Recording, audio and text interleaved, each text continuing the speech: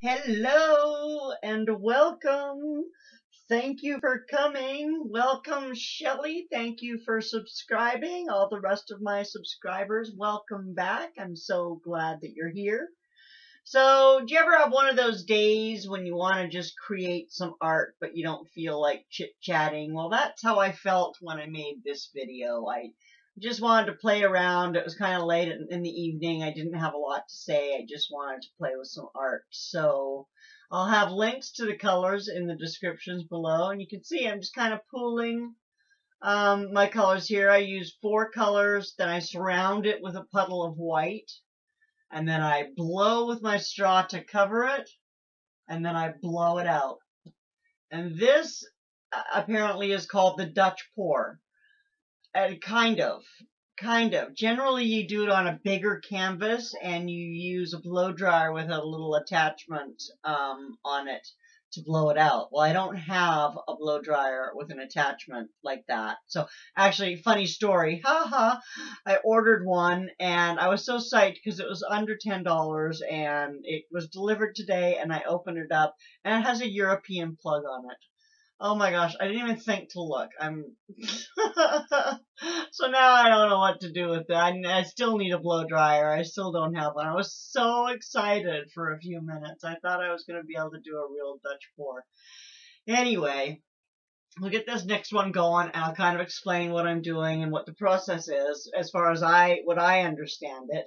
My paints are the same as my other paints. I'm not using a perfected ratio. I'm still just learning by feel and stuff. So first step is I'm coating these are just plain wood, and I've given them a light coat of white paint, and now I'm just putting this is my white paint mixed with my pouring medium. It's mixed about 50-50 with my white paint and my pouring medium. And then I'm dropping my colors. That is a neon green, and then a peacock blue, a lavender, and a tropical blue. And then, again, surrounding it with the white, blowing the white over top of the paint, and then blowing it out. So I think it looks fabulous. I've got some music coming. Enjoy. I hope you like the music, Christy.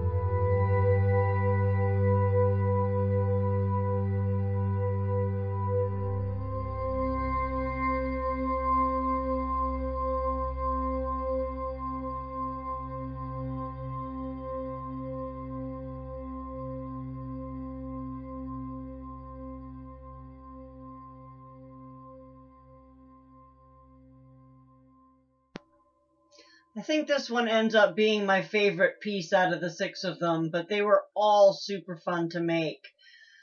I don't know whether or not I've perfected that technique yet, but it sure is fun trying it. And the designs look just beautiful. I'll post some pictures of the final product at the end. In the end, I backed them with some felt so they're soft, and I've coated them with probably 5 or 6 coats of hard coat Mod Podge.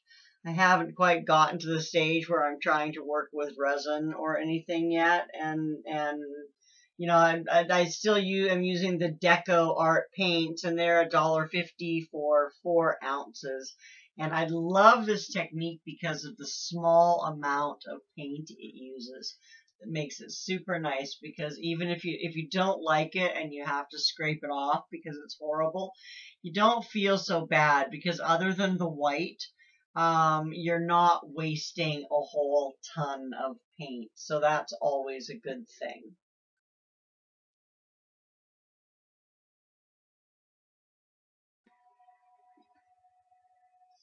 So out of the 6 of them, I ended up making a set of 2 and then a set of 4.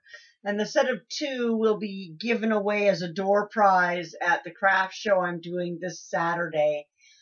They asked us to donate a small item, so I did that. And gosh, I'm still seeing shadows on the pictures. I did take these ones in the new room, but I hadn't set up my studio. That one turned out a little better, but it's a little streaky. I need to get my studio set up in there so I can get some proper pictures going on. Anyway, it was super fun making these. I hope you guys have enjoyed the video. I hope you have a fantastic day. If you haven't already, please like and subscribe. Take care of yourself.